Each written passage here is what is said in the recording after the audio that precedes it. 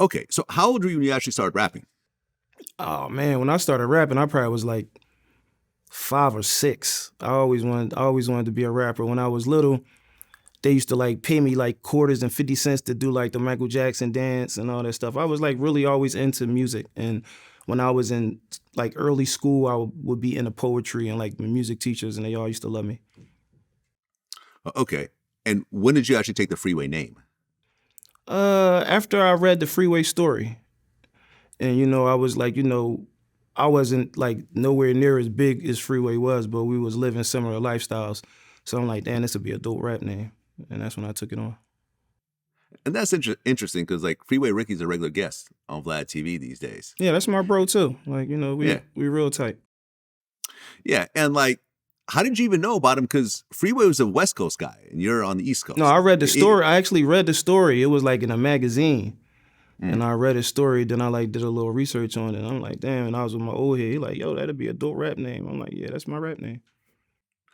Okay, and you guys actually ended up meeting up later in life. Yeah, yeah. Mhm. Okay, and he was cool with it. Yeah, yeah. When he was in jail, I reached out to him. Wrote him a letter. Let him know, how I was carrying it. Made sure it was cool with him before I even started going crazy with it. And he respected it. When he came home, we got together, and it was all love. That's dope. That's dope. Okay, so you're rapping, but you're not really taking it seriously early on in terms of like, really trying to go after the major labels or anything else like that. And I always took it serious.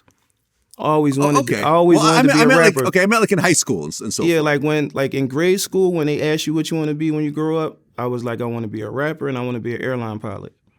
Those are the two things that I wanted to be. And now I'm a rapper. I fly just as much as an airline pilot. So, I like kill two birds with one stone. Dope. So, how old were you when you actually met Beanie Sigel? Probably like 19 or 20. We was in a club. It was a club called Dances, and like the teenagers would go there, and it would be like a lot of rap battles. It was like a lot of legendary rap battles. I think like Cameron battled Tommy Hill in that joint one time, and I was in there, and like Cam came through and murdered him.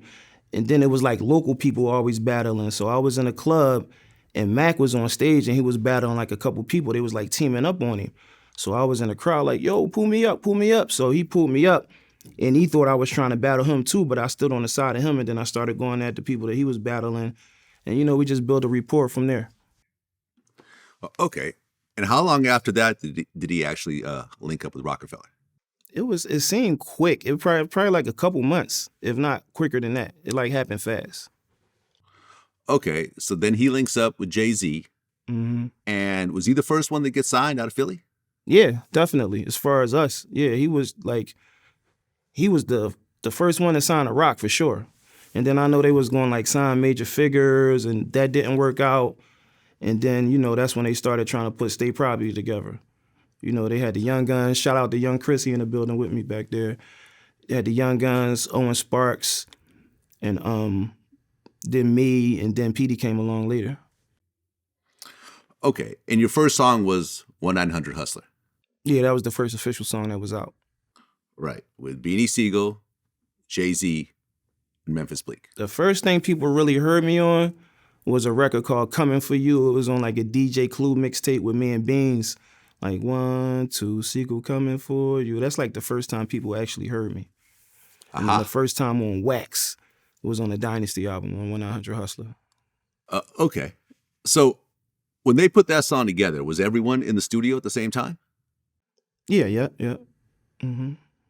Okay. Especially when I think it was like they gave, like I was in there and they was like working on it, and then I got the beat, and then I came back and laid it, and then everybody was in there. Then I remember Jay had the chick that used to do the violin back in the day.